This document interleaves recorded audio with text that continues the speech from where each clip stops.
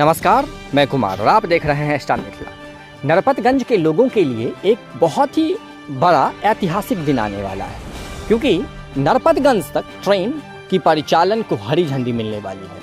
लगभग 14 वर्षों के बाद ललितग्राम से नरपतगंज तक ट्रेन जाएगी। वैसे ललितग्राम भी कुछ समय पहले ही पहुंची है ट्रेन, लेकिन अब इसका विस्तार जो ललितग्राम तक सहरसा से सरायगढ़ होते हुए ललितग्राम तक पहुंचती है जो ट्रेन, अब उसी ट्रेन का विस्तार नरपतगंज तक किया जाएगा। ललितग्राम से लेकर के नरपतगंज के बीच सीआरएस होने वाली है। सीआरएस होने के बाद पता चलेगा जो आखिरकार इस रेलखंड पर कितनी अभी कमियां हैं जिसे दूर करनी चाहिए, या फिर ये रेलखंड कितने स्पीड से ट्रेन इस पर चल सकती है। इस रेलखंड पर ललितग्राम से लेकर के नरपतगंज की दूरी कुल 12 किलोमीटर की है। इसके बीच में एक हॉल्ट है जिसका नाम है छातापुर।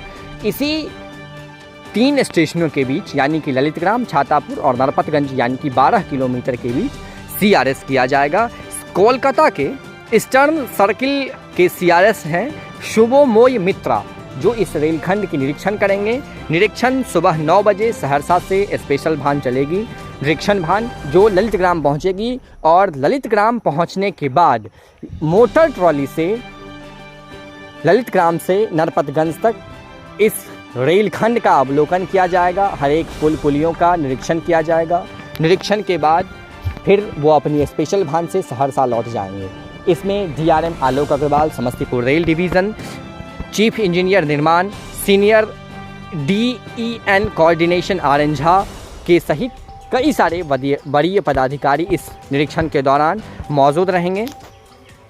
ये एक ऐतिहासिक पल जो ललितग्राम, छातापुर और नरपतगंज के लोगों के लिए आने वाला है। वैसे तो ललितग्राम में लोगों को काफ़ी कठिनाइयाँ होती थी, काफ़ी दिक्कतों का सामना करना पड़ता था ट्रेन को लेकर के खास करके, लेकिन अब अगर नरपतगंज तक ट्रेन को हरी झंडी मिल जाती है सीआरएस होने के बाद, तो इस रेलखंड पर ट्रेनों की परिचालन बहुत कम समय में शुरू कर दिया जाएगा। चूँकि 12 किलोमीटर की दूरी है। हाँ, कुछ कार्य ऐसे हैं जैसे सिग्नल का कार्य, अभी कनेक्शन लगभग हो गया है, और जो सिग्नल की जो लाल बत्ती होती है, हरी बत्ती होती है, पीली बत्ती होती है, वो अभी जलना शुरू नहीं की है। ये सब सारी चीज़ें बहुत जल्द तैयार कर ली जाएगी और उसके बाद इस रेलखंड पर ट्रेनों की परिचालन शुरू हो जाएगा। हालांकि दरभंगा सहरसा की बात करें या फिर सहरसा फारबिसगंज की बात करें या फिर मिथिला में बहुत सारे ऐसे रेलखंड हैं जहां अभी भी सिग्नल नहीं है। कई वर्षों से ट्रेन की परिचालन वहां हो रही है, तो ये एक बाधा नहीं बन सकती है इस रेलखंड पर ट्रेन की परिचालन को लेकर के।